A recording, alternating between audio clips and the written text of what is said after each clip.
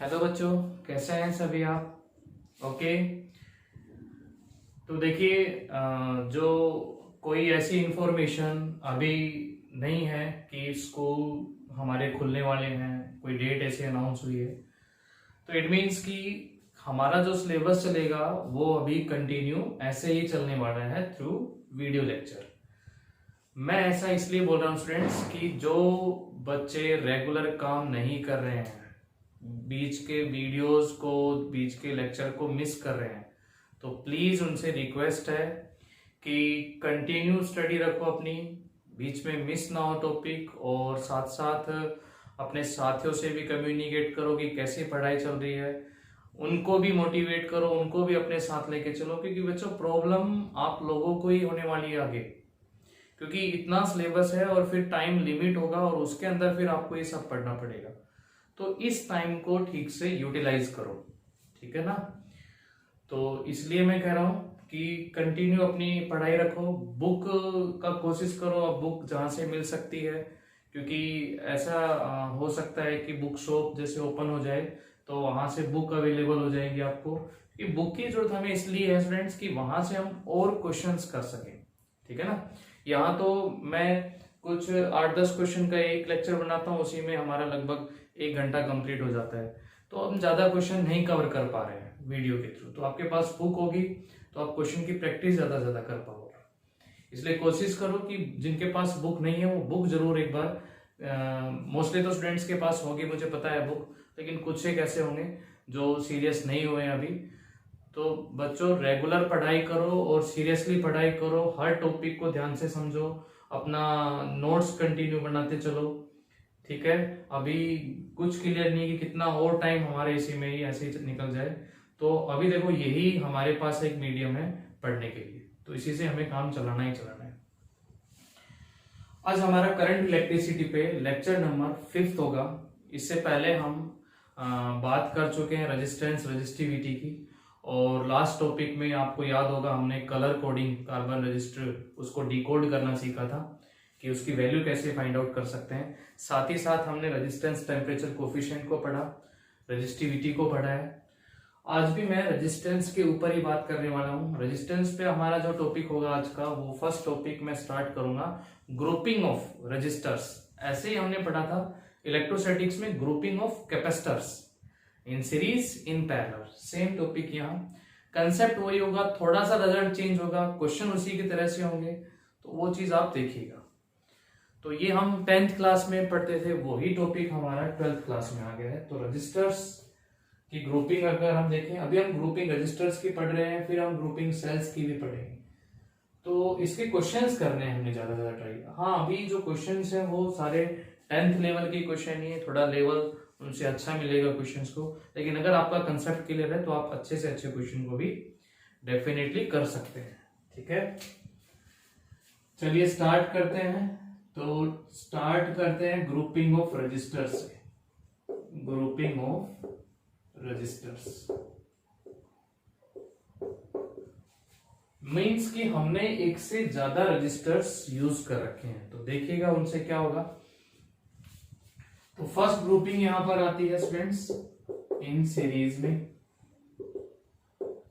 फटाफट कर लेते हैं, कर चुके हैं। ये हमारा सिंबल रजिस्टर के लिए होता है। तो यहां पर हमने 3 डिफरेंट वैल्यूज के, एक के रेजिस्टेंस की वैल्यू R1 है, एक रेजिस्टेंस की वैल्यू R2 है, एक रेजिस्टेंस की वैल्यू R3 है। ऐसे 3 रजिस्टर लगा दिए जिनकी अलग अलग वैल्यू है। रजिस्टर पता है ना आपको, अलॉय के भी बनाए जाते हैं, ठीक है, और जो है कार्बन रजिस्टर भी पढ़े हमने, तो उनकी वैल्यूज डिफरेंट हो सकती है स्टूडेंट्स। तो यहां पर हमने इस तरह से ये 3 रजिस्टर्स यूज कर लिए, ठीक है।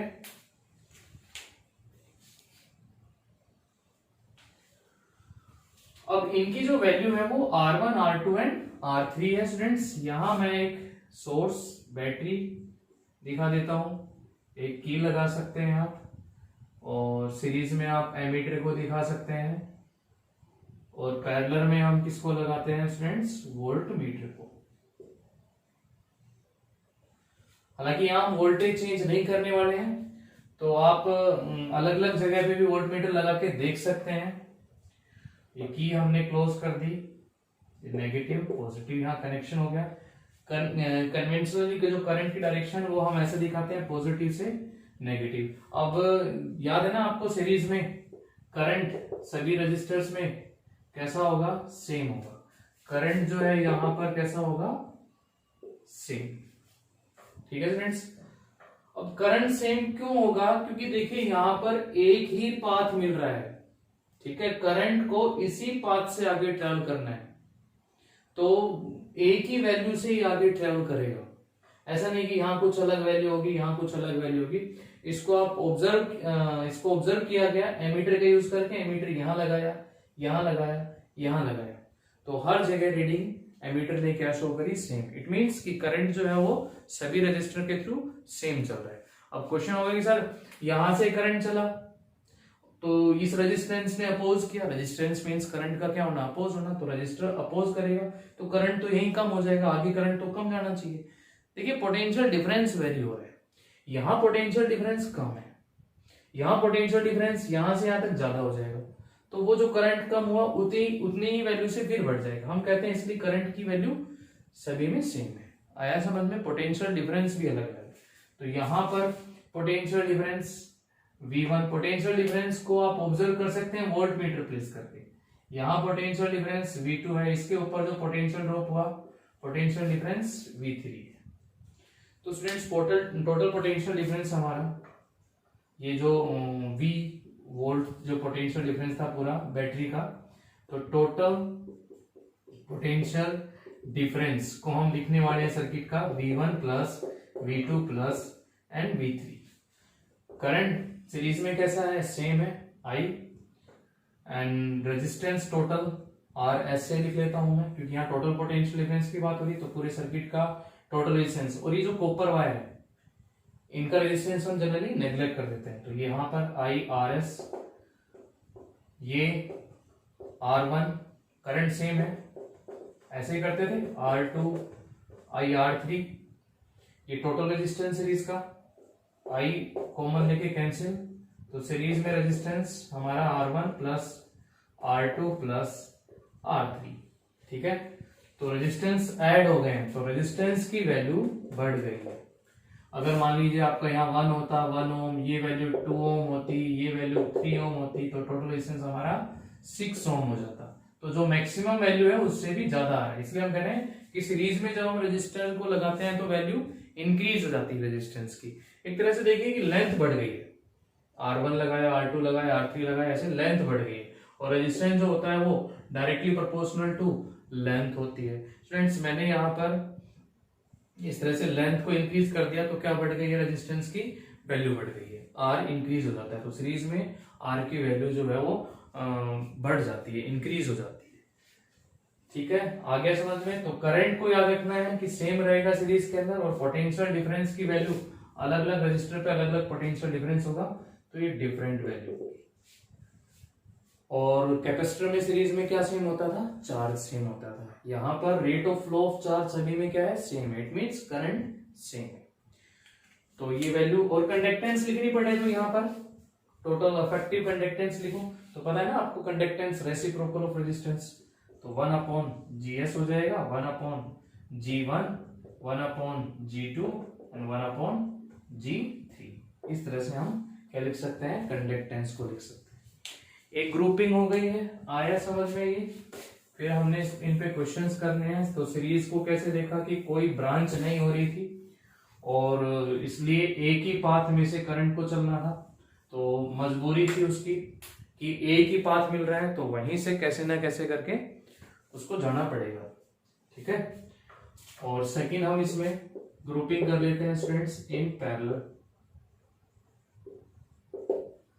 अब पैरेलल में मैं फिर वही दिखाऊं तो R1 R2 R3,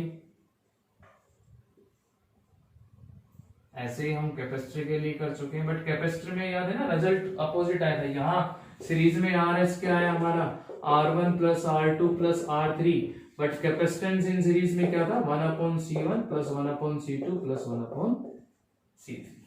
तो ये डिफरेंट है। अब ये वैल्यू पैरेलल में R1 है, R2 है, R3 है, और स्टूडेंट्स यहाँ पर पोटेंशियल डिफरेंस सोर्स एक ही लगा दिया हमने, सीरीज में एमीटर को लगाते हैं पॉजिटिव नेगेटिव, और पैरेलल में वोल्टमीटर को लगाते हैं। अब क्या कहेंगे यहाँ पर, कौन सेम होगा, पोटेंशियल डिफरेंस सभी पे सेम मिलेगा।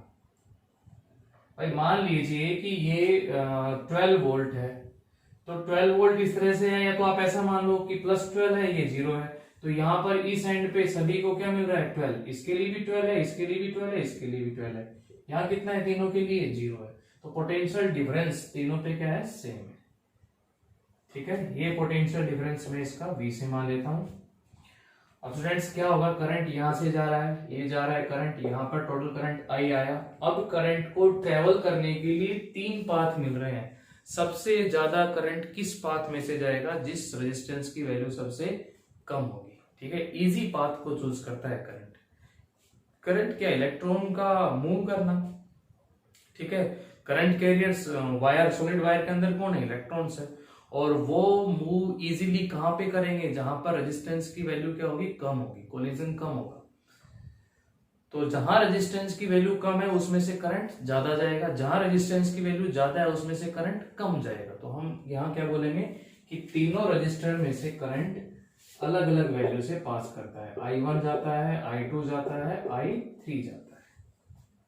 ठीक है, I1 I2। अब आप इसको चेक कर सकते हैं एमीटर लगा के, एमीटर यहां लगाएंगे, यहां लगाएंगे, यहां लगाएंगे, तो तीनों ही केस में अगर ये तीनों अलग अलग रजिस्टर है तो वैल्यूज जो है वो अलग अलग आएगी एमीटर के अंदर, और पोटेंशियल डिफरेंस सभी पे क्या रहेगा, सेम होगा।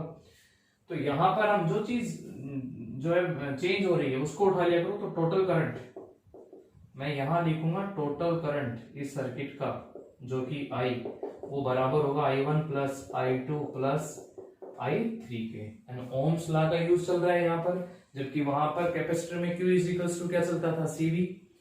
तो यहाँ I में लिखेंगे आप total potential difference V and total resistance in parallel, जिसको मैं RP से लिखूं। पोटेंशियल डिफरेंस वही है, रेजिस्टेंस R1, पोटेंशियल डिफरेंस वही है, दूसरा resistance R2, value V by R3 common लिया तो कैंसिल हुआ, 1 upon RP is equals to 1 upon R1 plus 1 upon R2 plus 1 upon R3। ये रिजल्ट हमारा कैपेसिटर में किस में आता था स्टूडेंट्स, सीरीज में, जबकि यहाँ ये किस में आ रहा है, पैरेलल में। और इस तरह से रिजल्ट जो आता था वो कैपेसिटर में किस में आता था, पैरेलल में, ये किस में आया है, सीरीज में। तो पैरेलल में रेजिस्टेंस की वैल्यू कम हुई या ज्यादा हुई, सोचिए कि अगर ये 1 वैल्यू होती 1 ओम, ये वैल्यू 2 ओम होती, ये वैल्यू 3 ओम होती, तो हमारा टोटल रेजिस्टेंस कितना आता, पैरेलल में है तो 1/1, 1/2, 1/3, 3 सॉरी एलसीएम आ गया 6, तो 6 प्लस 3 प्लस 2, ठीक है 11/6, और 11/6 ये तो 1 अपॉन RP आया है, तो RP कितना होगा, 6/11 मीन्स 0.5। तो जो सबसे कम वैल्यू का रेजिस्टेंस था 1 ओम, उससे भी कम हो गया टोटल रेजिस्टेंस, मीन्स रेजिस्टेंस की वैल्यू यहां पर कहेंगे हम क्या होती है, डिक्रीज हो जाती है। क्यों होगी डिक्रीज, एक तरह से देखिए ये वायर ये वायर ये वायर, तो क्या बढ़ गया टोटल एरिया, और रेजिस्टेंस जो होता है वो inversely proportional to area of cross section, जिस एरिया में से करंट जो है वो पास हो रहा है उसके इनवर्सली प्रोपोर्शनल। याद रखेंगे, ये कर लेंगे, सिंपल से रिजल्ट है हमारे। इन पे जो करने हैं वो हमें क्वेश्चंस करने हैं। क्वेश्चन कराने से पहले मैं थोड़ी सी और टॉपिक की डिस्कशन करूंगा। तो ठीक है सर, हमने सीरीज में रेजिस्टेंस निकाल लिया, सीरीज में हमने पैरेलल में हमने अफेक्टिव रेजिस्टेंस निकाल लिया, रजिस्टिविटी पे क्या फर्क पड़ेगा, ये रेजिस्टेंस पे इफेक्ट था ग्रुपिंग में, तो इसकी रजिस्टिविटी पे क्या फर्क पड़ेगा। अपने डिफरेंट अगर वायर, देखिए कई बार रजिस्टिविटी पे क्या इफेक्ट पड़ेगा कि आपके पास एक कोई इलेक्ट्रिक सर्किट बना रहे हैं और वायर जो है वो स्मॉल रह गई है, वायर पूरी नहीं हुई सर्किट के लिए, तो एक कॉपर वायर है, एक आपके घर में एक एल्यूमिनियम वायर है, उन दोनों को जोड़ देते हैं, ठीक है ना, मतलब एक टेम्परेरी जुगाड़ जिसको कहें तो वो कर लेते हैं। तो उस कंडीशन में रजिस्टिविटी पे क्या इफेक्ट पड़ेगा। कई बार ऐसा भी होता है कि हमारे पास वायर कम पड़ गई, एक पतली वायर है कॉपर की, एक कॉपर की दूसरी मोटी वायर है, उनको अटैच कर लेते हैं तो वो भी एक जुगाड़ काम तो करने लग जाता है सर्किट हमारा। तो उन कंडीशंस पे रेजिस्टेंस रेजिस्टिविटी पे क्या इफेक्ट पड़ता है वो चीज हम मैथमेटिकली समझ रहे हैं यहाँ पर, ठीक है। जबकि यहाँ क्या था कि चाहे रहने तो इसका लेंथ एरिया अलग अलग, रेजिस्टेंस अलग अलग है, ठीक है, रेजिस्टेंस अलग अलग है, तो इस तरह से रेजिस्टेंस को हम ऐड कर सकते हैं, ठीक है। आगे देखिए इसमें, इसके बाद चलिए स्टूडेंट्स नेक्स्ट इस पे हम बात करते हैं रेजिस्टिविटी पे, अफेक्टिव रेजिस्टिविटी। जैसे हमने ग्रुपिंग में रेजिस्टेंस पे इफेक्ट देखा कि सीरीज में लगा देने से रेजिस्टेंस बढ़ गया, पैरेलल में लगा देने से रेजिस्टेंस 1/R1 + 1/R2 + 1/R3 कम हो गया। तो ऐसे ही रेजिस्टिविटी पे क्या इफेक्ट पड़ेगा अगर हम डिफरेंट मटेरियल की वायर यूज करते हैं।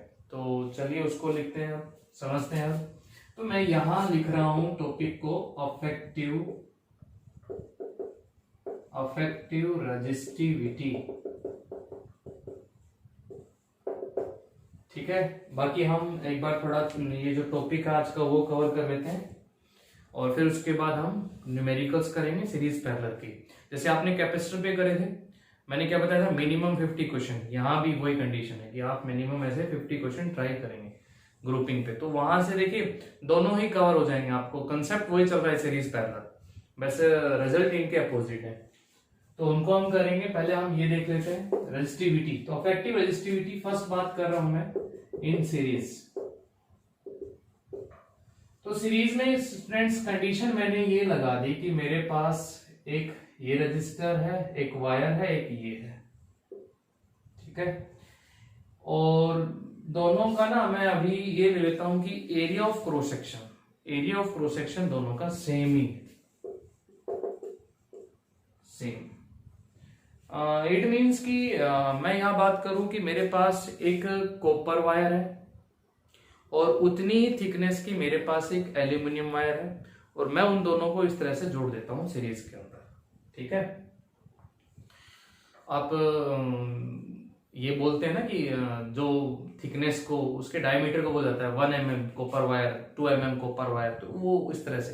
तो यहाँ पर दोनों मान लीजिए 1 mm की है, ठीक है ना, मतलब उसकी थिकनेस, उसका एरिया ऑफ क्रॉस सेक्शन क्या है, सेम है, कॉपर का और एल्यूमिनियम का, लेकिन है ये दो अलग अलग मेटेरियल की। तो इसकी रेजिस्टिविटी ρ1 हो जाएगी, इसकी रेजिस्टिविटी ρ2 हो जाएगी। लेंथ आप ले लीजिए, सेम लेंथ ले लीजिए, डिफरेंट लेंथ ले लीजिए। चलिए मैं अभी इसको L1 और L2 से लिख लेता हूं, अलग अलग लेंथ, फिर बाद में हम कंडीशन लगाएंगे इसके ऊपर। तो इस तरह से दो वायर हमने अटैच कर दी सीरीज के अंदर। तो टोटल रेजिस्टेंस सीरीज में स्टूडेंट्स यहाँ रेजिस्टेंस क्या होगा, इसका R1 होगा, इसका रेजिस्टेंस कितना होगा, R2 होगा। तो हम लिखेंगे दो रेजिस्टेंस सीरीज के अंदर R1 + R2, करंट को क्या रखेंगे यहाँ पर, सेम रखेंगे, ठीक है। अब यहाँ रेजिस्टिविटी की टर्म में निकालना है तो R = फॉर्मूला यूज कर लो, ρL/A, पढ़ा है हमने।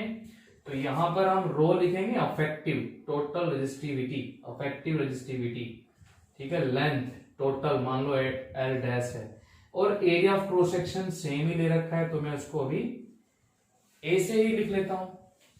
और टोटल लेंथ कितनी हो जाएगी, L1 + L2 हो जाएगी यहाँ पर L डैश में, आगे रख लेंगे। तो ρ1 ये length L1 area A plus row length L2, ठीक है स्टूडेंट्स, और एरिया जो है वो A ही है।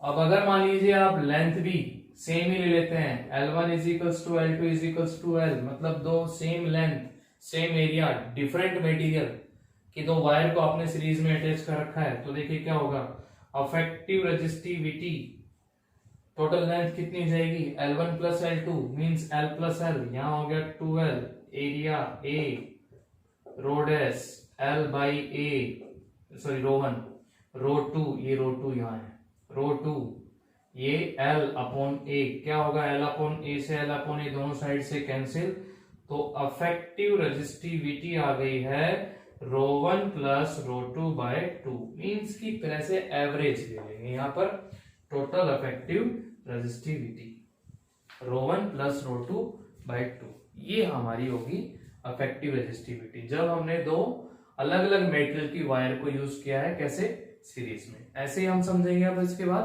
पैरेलल में, ठीक है स्टूडेंट्स। आया समझ में? तो अब हम इसके बाद अफेक्टिव रेजिस्टिविटी निकाल लेते हैं पैरेलल के लिए। तो बी पॉइंट यहां लिख रहा हूं मैं इन पैरेलल।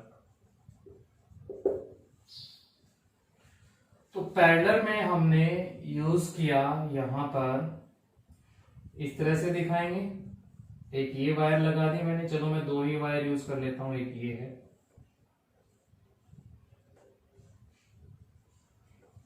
ठीक है फ्रेंड्स, अब दोनों को साथ साथ लगा रखा है। तो देखिए, एक का एरिया अफेक्टिव एरिया था, फिर दूसरे का अफेक्टिव एरिया था। टोटल एरिया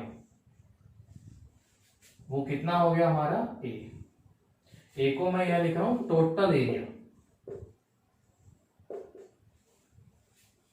ठीक है, और इसका एरिया पहले कितना था? A1, इसका एरिया कितना था? A2।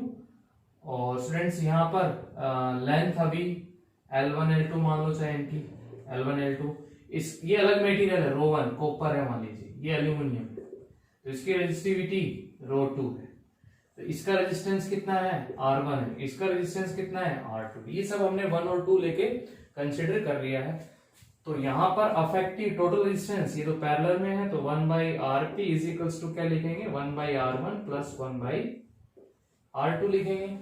ठीक है, और यहां से हमारा जो RP आता था कैसे सोल्व करेंगे स्टूडेंट्स? 1/RP, यहां पर R1 R2, यहां R2 प्लस R1 हो जाएगा। तो RP कितना होगा? इसका रेसिप्रोकल R1 R2, और नीचे R2 प्लस R1। ये तो आ गया हमारा फॉर्मूला। अब हम फॉर्मूले को बनाएंगे रेजिस्टिविटी के according, rho L upon A की फॉर्म के अंदर। ठीक है, इसका यूज करते हैं यहां पर। तो देखिए, total resistance in parallel, affective resistivity लिख लिया मैंने पैरेलल के अंदर। लेंथ को मैंने अभी लिख लिया किससे? L डैश से, अब जो भी लेंथ आएगी अफेक्टिव। और एरिया को मैंने लिख लिया है A डैश से, और टोटल एरिया हमने A से ही लिख रखा है। A डैश में फिर मैं A ही रख दूंगा। चलिए अगले स्टेप में कर लेंगे। ऐसे रो 1 को लिखिए स्टूडेंट्स, तो R1 को, तो ये हो जाएगा रो 1 L1 A1। ठीक है, मल्टीप्लाई में है रो 2 L2 A2। अब नीचे लिख लेंगे, प्लस में है रो 2 L2 A2 प्लस R1 है रो 1 L1 A1। ठीक है, अब इस पे भी अगर मैं कंडीशन लगा देता हूं, क्या कंडीशन लगा देता हूं? कि L1 is equals to L2 is equals to L, length same ले ली मैंने। ठीक है, A1 is equals to A2 is equals to A। देखिए, अगर आप डिफरेंट रखेंगे तो ये तक छोड़ना पड़ेगा। अगर आपने सेम ले रखी है लेंथ और एरिया, तो फिर आप इसको ही और सिंप्लीफाई कर सकते हैं आगे। अदरवाइज यहीं से फिर निकालनी पड़ेगी आपको अफेक्टिव रेजिस्टिविटी। तो यहां पर हम लेंथ को सेम ले रहे हैं। अब देखिए, ये लेंथ बराबर है, तो ये लेंथ और ये लेंथ अफेक्टिव लेंथ, तो फिर L ही रहेगी। तो फॉर्मूला हमारा क्या हो जाएगा? अफेक्टिव रेजिस्टिविटी, ये लेंथ L ही रहेगी। एरिया क्या हो जाएगा? Total affective area. तो ये जो एरिया है टोटल एरिया, या अफेक्टिव एरिया लिख लेता हूं मैं, चलिए इसको यहाँ। तो अफेक्टिव एरिया जो है वो कितना हो जाएगा? A प्लस A, दोनों एरिया सेम है, ऐड ही हो जाएंगे। ये क्रॉस सेक्शन प्लस ये क्रॉस सेक्शन, तो यहां हो गया है 2A। आ रहा है समझ में?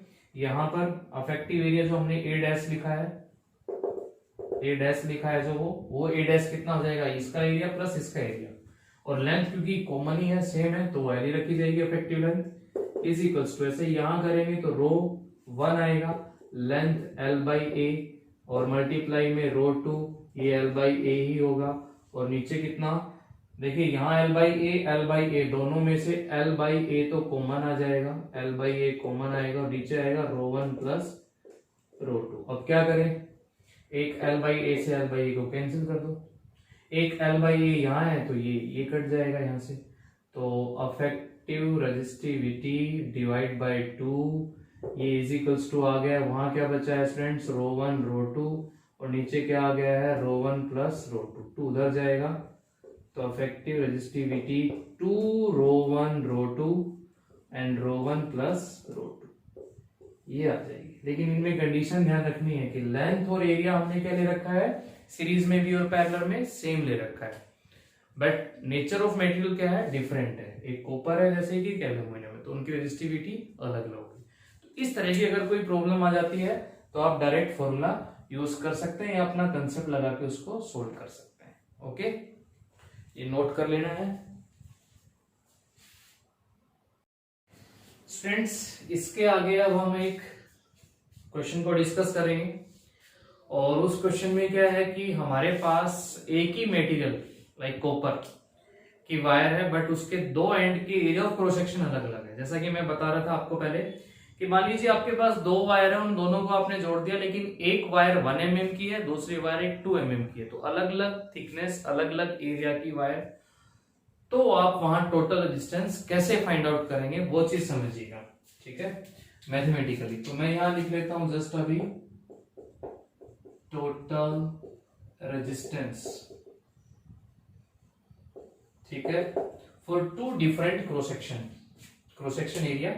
तो चलिए मैं यहां डायग्राम बना लेता हूं पहले वायर के लिए। ये अलग अलग एरिया की वायर हो गई, सिलेंड्रिकल वायर होती है। तो यहां पर ये एक एरिया है और एक एरिया स्टूडेंट्स यहां पर आप दिखा देंगे, ठीक है।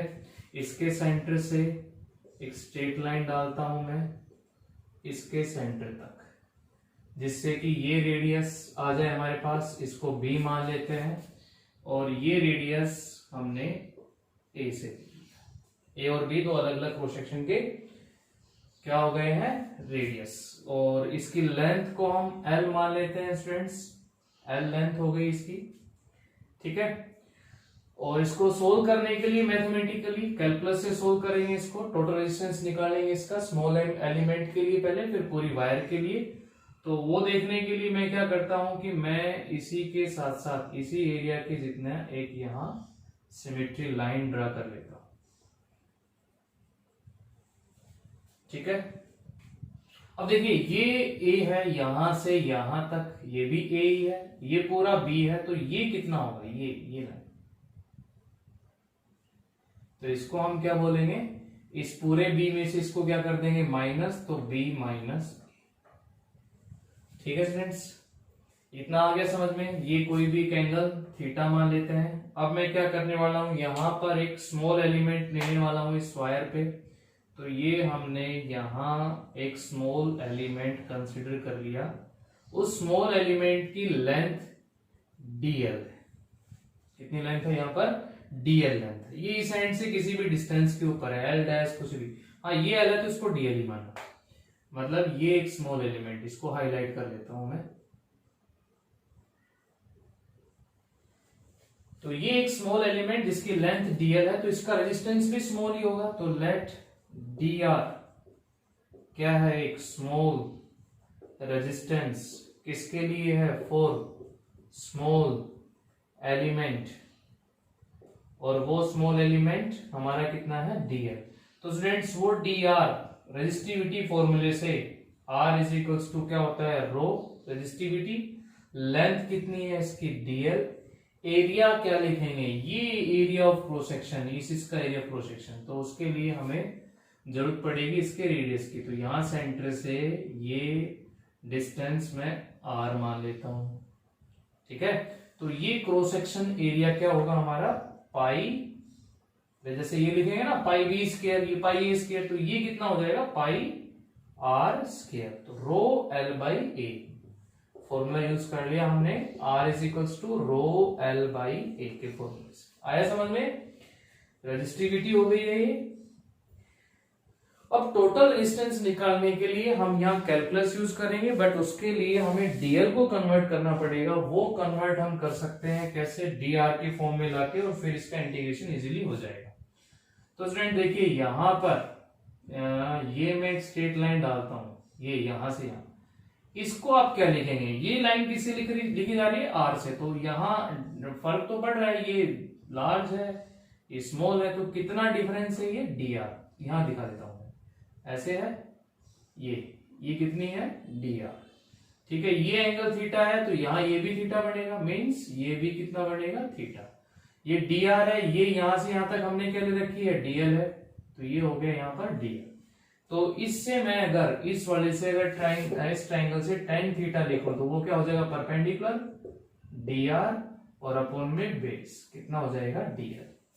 ठीक है फ्रेंड्स, एक पूरे के लिए आप अगर निकालना यहां से tan theta, also tan theta, देखो इससे ये एंगल थीटा, तो ये परपेंडिकुलर यहां से यहां तक, ये जो कि कितना दिखा रखा है हमने, b माइनस ए, तो परपेंडिकुलर b माइनस ए, और बेस ये पूरा कितना है हमारा, l डिवाइड बाई l। आगे समझ में, दोनों को कंपेयर करता हूं मैं, तो dr अपॉन में dl हो जाता है b माइनस ए अपॉन l।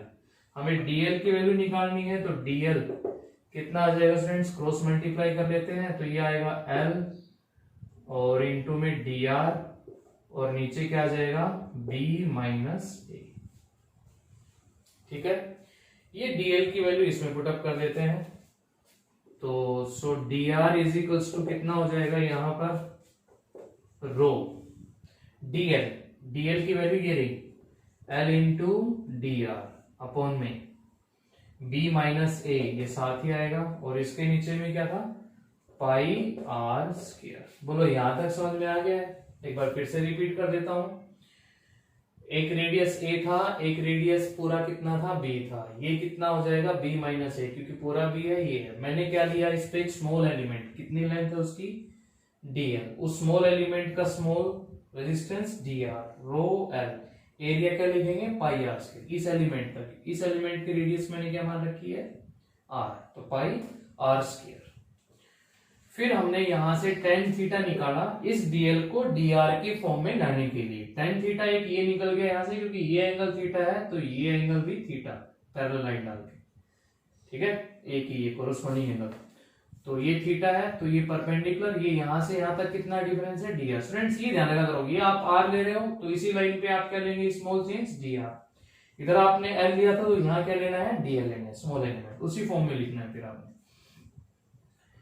और ये dl था तो tan थीटा आ गया dr by dl, also tan theta एक यहां से इस एंगल से क्या बनेगा, परपेंडिकुलर अपॉन में बेस b माइनस ए अपॉन l। कंपेयर कर लिया, यहां से dl की वैल्यू आ गई, ये dl इसमें सब्स्टिट्यूट कर दिया, ये फॉर्मूला आ गया। अब टोटल रेजिस्टेंस हम निकालते हैं, टोटल रेजिस्टेंस क्या कर देंगे यहां पर, इंटीग्रेशन dr, तो 0 से r, and rho l dr, b bracket लगा देते हैं, b minus a and pi R square. अब देखिए किसके रेस्पेक्ट में इंटीग्रेशन जा रहा है, dr ये था, ठीक है ना, dr के रेस्पेक्ट में इंटीग्रेशन जा रहा है, तो ये dr। हमें कहां से कहां तक देखना है, हमारा लोअर लिमिट यहां से कितना है, a है, और यहां से यहां तक पूरा कितना है, b है, पूरा इस पूरे क्रॉस सेक्शन पे, तो इस रेडियस से लेके उस रेडियस तक, तो लिमिट हमारी जो है वो क्या लगेगी स्टूडेंट्स, लोअर लिमिट a और b। भाई हमें पूरे क्रॉस सेक्शन पे देखना है ना, तो ये रेडियस कितना है हमारा a, ये पूरा कितना था r, इसका स्मॉल पार्ट कितना है dr, तो इस वाले रेडियस से लेके इस वाले रेडियस तक, तो स्मॉल लोअर लिमिट से ये अपर लिमिट। अब dr का इंटीग्रेशन हो गया r, यहां पर b माइनस ए बाहर आ जाएगा, बाहर क्या क्या आएगा, रो आएगा, लेंथ तो वही है, वो चेंज नहीं हो रही है, b माइनस ए, पाई भी बाहर आएगा, और अंदर क्या बचेगा स्टूडेंट्स, 1 अपॉन आर स्क्वायर और इंटू dr, और लिमिट हो गई है a से b।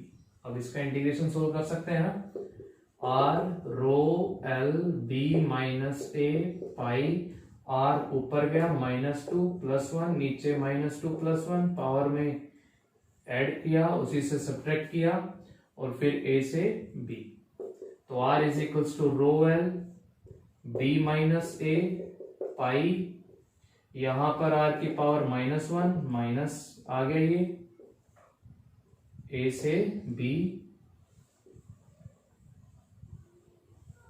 ठीक है, r is equals to rho l b minus A pi, ये नीचे लेके आऊंगा, इसको लिख लू मैं -1/r, और लिमिट a से b। तो R is equals to rho L B minus A pi upper limit minus lower limit minus one upon B minus one upon B minus minus plus one upon A. ठीक है, आगे solve कर लेते हैं इसको, यहां करके दिखा देता हूं मैं। तो R is equals to rho L, नीचे b माइनस ए पाई है, और जब हम लिमिट पुटअप कर रहे हैं तो ये आ गया लिमिट पुटअप करके। चलो एलसीएम ले लेता हूं, कितना आ जाएगा ए बी, यहां एलसीएम इसका ए बी, और ये आएगा माइनस का ए और प्लस का बी, मतलब b माइनस ए, ये भी क्या है b माइनस ए, ये कैंसिल हो जाएगा। तो स्टूडेंट्स टोटल अफेक्टिव रेजिस्टेंस आया यहाँ पर रो एल और पाई ए बी, ये रिजल्ट आएगा। क्या निकाल सकते हैं हम यहाँ से टोटल रेजिस्टेंस किसके लिए, जब एक सेम मेटेरियल की वायर जिसके दोनों and different area of cross section पे लाई कर, तो हम यहाँ से टोटल रेजिस्टेंस का एक फॉर्मूला कैलकुलेट कर सकते हैं। ठीक है, तो ये भी आना चाहिए आपको। तो बात हो गई हमारा रेजिस्टेंस रजिस्टिविटी की, ज्यादातर बात यही हो रही है, रेजिस्टेंस रजिस्टिविटी दो अलग अलग मटेरियल के लिए, सेम मटेरियल के लिए। ठीक है ना, अब हम क्वेश्चन समझते हैं, ग्रुपिंग के क्वेश्चन करके देखते हैं कुछ।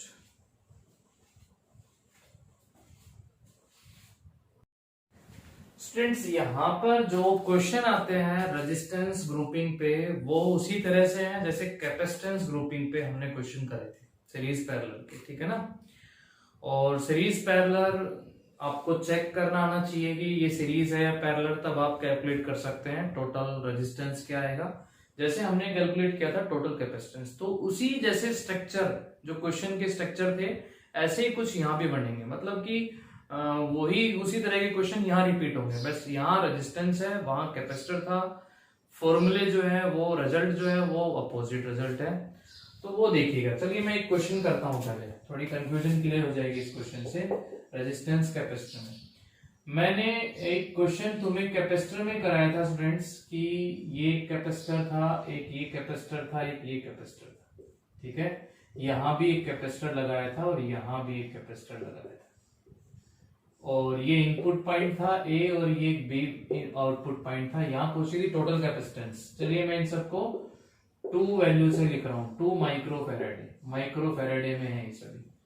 तो इसको हमने कैसे सोल्व किया था याद हो, हमने इस डायग्राम को थोड़ा अरेंज किया था ठीक से सिंपल वे के अंदर। तो स्टूडेंट ये एक डायग्राम इसका आ जाता है,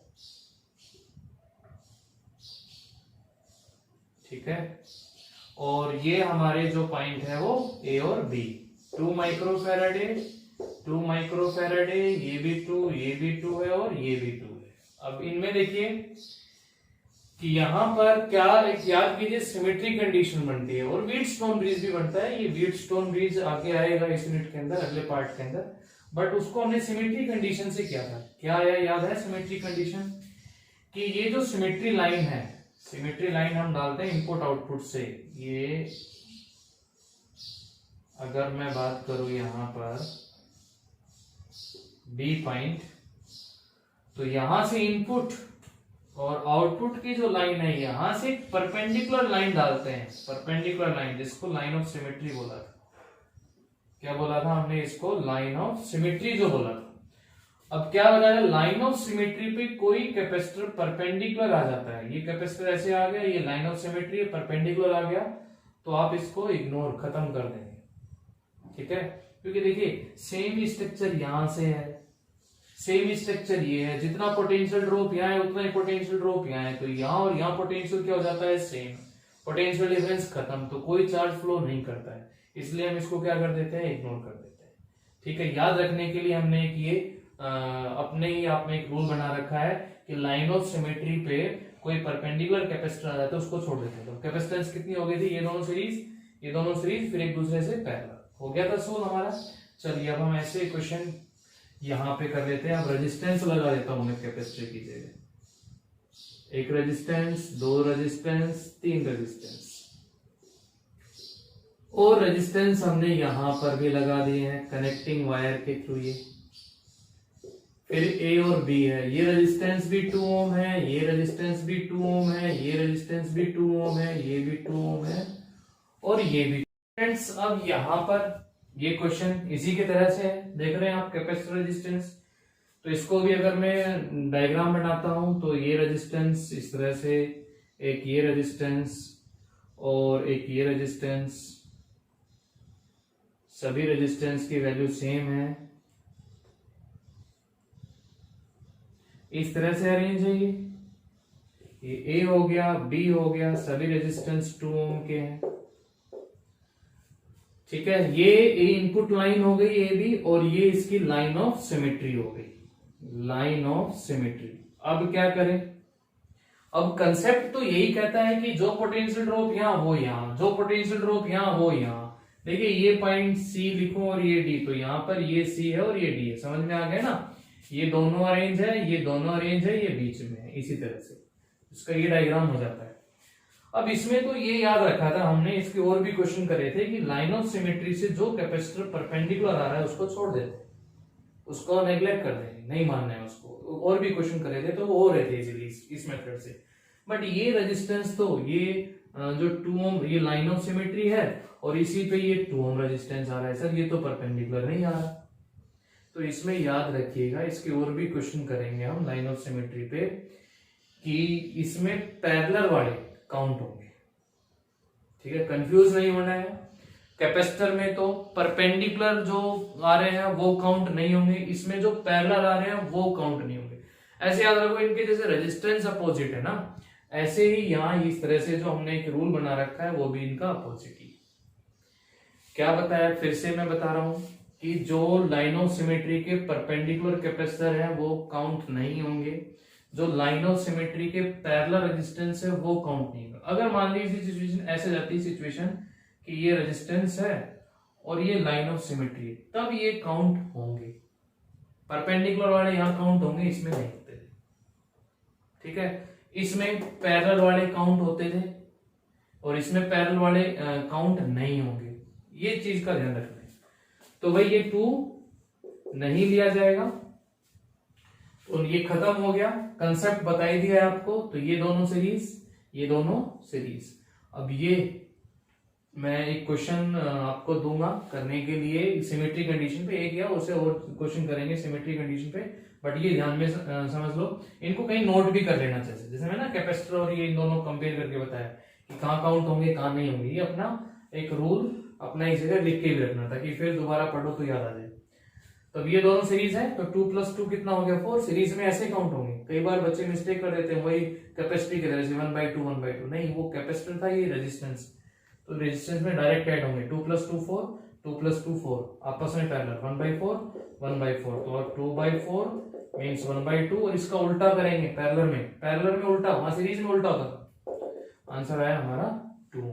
यहाँ कितना आता था, देखिए ये दोनों सीरीज है, तो सीरीज में यहाँ 1/2 1/2 1, 1/2 1/2 1, फिर पैरेलल 1 + 1 2, वही रहे, ठीक है। तो आया समझ में। इस तरह से ये क्वेश्चंस, और भी क्वेश्चन हमने ट्राई करने हैं, बट आज के लिए इतना ही। अब अगले लेक्चर में हम क्या करेंगे, सीरीज पैरेलल के क्वेश्चंस ही करेंगे अगले लेक्चर में, ठीक है, ओनली न्यूमेरिकल्स। ये करके देखना है, नोट करना है इसके पॉइंट्स को।